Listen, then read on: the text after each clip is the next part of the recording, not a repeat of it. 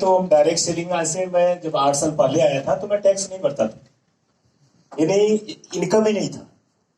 और अभी कल फोन आया हमारे जीएसटी वाले का कि बिहार का 5वां नंबर में आपका नाम है। तो कहीं ना कहीं हम सारे लोग का इनकम जब बढ़ेगा तो हम टैक्स पे करेंगे और देश आगे जाएगा। तो ये सबसे बड़ा क्रांति है देश को आगे बढ़ाने के लिए। स्वदेशी अपनाए देश बचाए, ये हम मोदी जी का स्लोगन भी है, तो उस पर हम लोग काम कर रहे हैं। और दूसरा, सबसे ज्यादा जनसंख्या जो है बढ़ते जा रहा है अपने यहाँ, और 9 करोड़ लोग तकरीबन आंकड़ा था कि 9 करोड़ लोग हर साल पैदा हो रहे हैं और मशीनें सबके काम छीन रही है।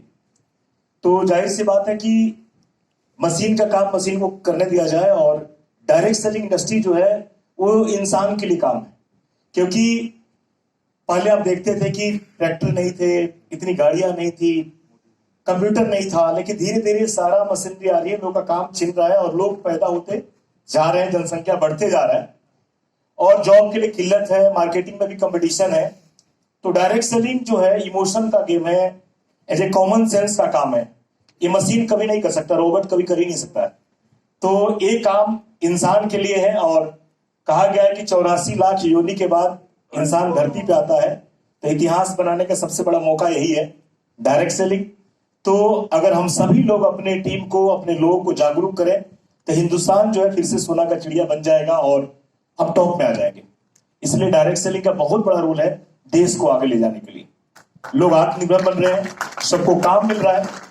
इंसान को जब काम मिलेगा तो इंसान आंदोलन नहीं करेगा। आप कभी भी नहीं देखेंगे कि जंतर मंतर पर चाहे किसी धरना प्रदर्शन में नेटवर्कर जाते हैं। क्यों नहीं जाते? क्योंकि उनको फुर्सत ही नहीं है, वो संतुष्ट है।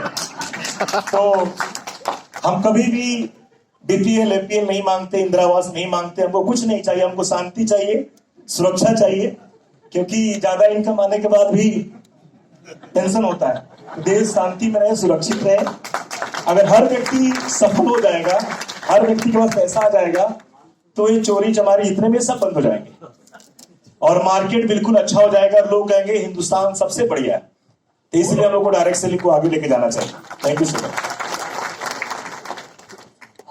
Yeah, two key areas where I feel direct selling can participate in nation building is currently what we see is India is one of the youngest nations on this planet, and we have youth. We need to channelize that youth, and we have to give opportunity to the youth. And what better than the platform that direct sales gives to the youth, and it already is aligned to two of major areas where India is working. One is Skill India, where we are skilling the youth so that they can participate in nation building. And I strongly believe that direct sales is one of the areas where we can have youth building the nation. And secondly is, which Chetan rightly said, that women empowerment. Yes, direct sales is giving a lot of recognition to women, a lot of opportunities to women. But I think we have to go a long way. If you see the hall, I see very less participation from the women, even here, everywhere. So that's one area where I feel direct sales is it can contribute. Secondly, what we learned in the pandemic was about health and how important it is to every nation and for India as well. Thankfully, we did better than the world because of our maybe it was genetics, maybe it was our Ayurveda or our yoga or our lifestyle, which helped us. But I think most of the companies in direct sales are into wellness products. So be part of the Fit India movement, be part of the wellness, educate people about wellness, which other panelists also said. And I think these are two great areas which will contribute to nation building, and direct sales has it. So that's all. I was, remembering as if it was yesterday when I was shown the plan for the first time. And my upline told me, this is not the easiest thing I've done. सबसे मुश्किल काम मैंने किया, but it is rewarding. So ये हमेशा मुश्किल दर्शाया जाता है, इसको आसान नहीं दर्शाया जाता है. एंड प्रोडक्ट्स बहुत ही पॉपुलर हो गए हैं. आप अगर पूरे इंडिया में घूमो और लोगों को पूछो किसी एक कंपनी के बारे में, तो इस कंपनी के बारे में क्या जानते हैं, प्रोडक्ट बड़े अच्छे हैं और हम यूज़ करते हैं. और हमारे साथ ऐसे लोग हैं जो 25 साल से इस प्रोडक्ट्स को यूज कर रहे हैं, उन्होंने छोड़ा नहीं, लॉयल कस्टमर, मतलब उनकी फैमिली यूज कर रही है। तो इस बिजनेस में वही स्टे किया है जिसकी पास लॉयल कस्टमर है, वही सिर्फ स्टे कर रहा है। And contribution to the nation is digital India. इतना डिजिटल सिखा दिया इस बिजनेस ने। मैं इंजीनियर हूँ मगर सिविल इंजीनियर, हम कभी डिजिटल इतना नहीं यूज करते थे, अब हम लोग मास्टर हो गए, हम लोग इतना डिजिटल सीख गए, हम बाएं हाथ से काम करते हैं। हमारे बच्चे भी हमारे को बोलते हैं, वीडियो हमारी भेज रहे हैं, इसको आपका एडिट कर देना। and they're young and look at, I'm 62 already, and they still depend upon us. And then the next thing is employment generation. That's the amazing thing, inclusive entrepreneurship. कोई भी बंदा एंटरप्रेन्योर बन सकता है। It's level playing field, just like sports. हर बंदा zero start होता है, किसी के किट में बंदे नहीं आते कि पहले से लग के आते हैं। हर बंदा खुद काम करता है, हर बंदा खुद सेल्स जनरेट करता है। अगर किसी ने अचीव किया तो उसने मेहनत किया, कमाल किया। और इस बिजनेस में नेशन बिल्डिंग इतना दिमाग में घुस जाता है, and 3 years back when I wrote a poem, India of My Dreams, which I would like to read to you. And I wrote a poem, India of My Dreams. And your contribution may not look groundbreaking, but little by little, a little becomes a lot. Every bit counts. When Indian rupee will be equal to US dollar,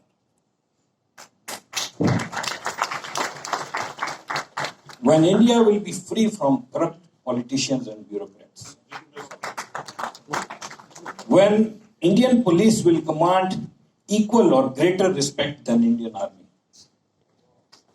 when there will be no more positive and less negative people, when there will be more dreamers and less critics, when there will be no rape and women will have complete freedom, when people will take 100% responsibility of their failure and success, when electricians, plumbers, and other workers will live with dignity and honor in my country, when there will be more brave men and women and less hypocrites, when there will be no unemployed person in India, that is India of my dreams.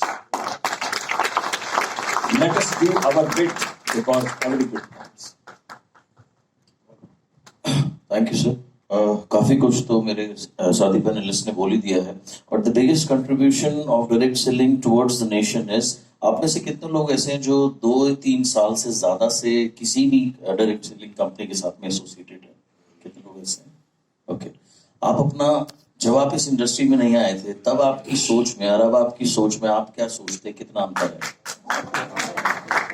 Right, मानते हैं आप? Okay, haven't you become a better person? Yes. 100%. Haven't you become a more positive person? Yes. Right? Haven't you become a more hardworking person? Yes. Haven't you become more tolerant towards other things? Right? Yes. So this is the biggest contribution. अगर किसी भी देश के लोगों की सोच change हो जाए तो देश अपने आप तरक्की करेगा, और उसमें डायरेक्ट सेलिंग सबसे बड़ा रोल प्ले करती है। ये डायरेक्ट सेलिंग का सबसे बड़ा योगदान है देश के लिए, कि जहां अगर ज्यादातर लोग, जैसे मैंने कहा, बहुत से लोग ऐसे हैं जो डायरेक्ट सेलिंग से ट्रेनिंग्स ली, 3 साल 4 साल, सफल नहीं हुए डायरेक्ट सेलिंग में, लेकिन अदर जगह जाकर सफल हुए और बेटर सिटीजन है आज। So this is what I think is a contribution. Thank you so much, sir. And there could not have been a better ending to this wonderful session. Your comments are truly remarkable. And I think, yes, individually, all of us are contributing to the nation building story, to the growth of the India story that we all call. And let's hope the future, will only enable the direct selling industry to emerge as a significant torch bearer of this movement. So with this, I open the house to questions. If you have any question to any of our panelists, you are free to ask. Due to paucity of time, I think we can limit it to 2 questions only. Or if you'd like to have any concluding remarks from your side. So we'd like to open the session. Yeah, I can see one hand raised there.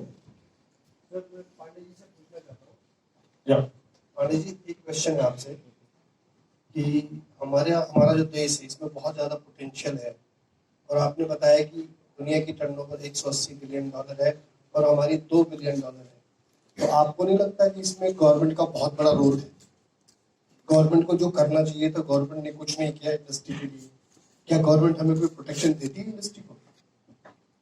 आपने असल में जब चेतन अभी and कर रहे थे तो मुझे लगा कि मुझे वो बोलने का मौका नहीं मिले, आपने मुझे मौका दे दिया। मैं ये कहना चाह रहा था, जो कहना भूल गया था, दूसरों की जय से पहले खुद की जय करो। फर्स्ट कंकर योरसेल्फ, देन गो एंड कंकर। कोई कहे थे, मेरे ख्याल से मेरे बिहार के भाई कहते कि अमेरिका को बीट कर देंगे, अरे जरूरत नहीं है, पहले फर्स्ट कंकर योरसेल्फ। तो डोंट ब्लेम गवर्नमेंट। गवर्नमेंट जो है, गवर्नमेंट आपके पास तभी खड़ी होगी। मैं बार बार कहता था लोगों से, अब आपने मेरा थोड़ा सा 1-2 मिनट मुझे दे दिएगा फिर से। मैं जब सरकारी दफ्तर में बैठता था, मैं सबसे पहले जो भी मेरे को बड़े मेहनत करके तो मिलने आते थे। जब हम जिले में रहते थे तो आसान था, पर सेक्रेटेरिएट में बैठने में मिलने में बड़ा मुश्किल होता था, और ज्वाइंट सेक्रेटरी से ऊपर मिलना तो और मुश्किल होता है नहीं।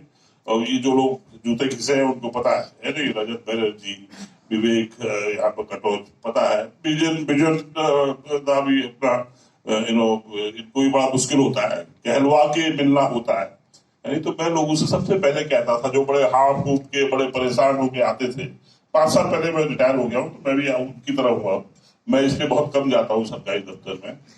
तो मैं लोगों से कहता था कि आपने जरूर कोई पाप किया होगा जो मुझसे मिल गया है। Why should you go to government? Government should come to you. ये डेमोक्रेसी है। नहीं सर, मैं आपका ये हमेशा ये गलत फहमी, इसलिए मैंने 2016 में इन लोगों से कहा था, don't come to us for getting rules. और आज रजत ने कह दिया कि वो बाइंडिंग शायद ज्यादा हो गई। नहीं सर, मैं आपको आसान कर देता हूँ, मेरा सवाल और समझ लीजिए। दुबई में किसी बंदे ने किसी को इनवाइट किया और उसको प्लान दिखाया। उसने पुलिस को बुलाया कि इस आदमी ने 1 घंटे तक मेरा दिमाग खराब किया और अब बकवास कर रहा है कि 13 करोड़पति बना पाऊंगा। पुलिस उसे ले गई, 20,000 दिरहम उसमें फाइन किया और डिपोर्ट कर दिया वापस। अब फिर तो आप डिफरेंट कल्चर की बात कर रहे हैं। देखिए, हम जो हैं बेसिकली हिपोक्राइट्स है। हमारे अपने अंदर झांके पहले हम जो है रूल ऑफ लॉ